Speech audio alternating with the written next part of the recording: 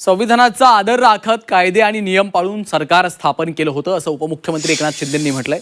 आमचं सरकार फुलप्रूफ होतं असंही त्यांनी म्हटलं. गेल्या 2 दिवसांपासून सुप्रीम कोर्टामध्ये शिवसेना पक्ष आणि चिन्हावर सुनावणी सुरू आहे आणि या सुनावणीत ठाकरेंच्या शिवसेनेच्या बाजूने कपिल सिब्बल युक्तिवाद करतात. त्यावर शिंदे यांनी आता ही प्रतिक्रिया दिली. हे सरकार घटनाबाह्य आहे, हा मुख्यमंत्री घटनाबाह्य आहे. परंतु आम्ही सरकार जे स्थापन केलं होतं ते पूर्ण संविधानाचा आदर आणि सगळं नियम पाळून कायदे पाळून सरकार आम्ही स्थापन केलं होतं. आणि हे चंद्रचूड साहेबांच्या जजमेंटमध्ये देखील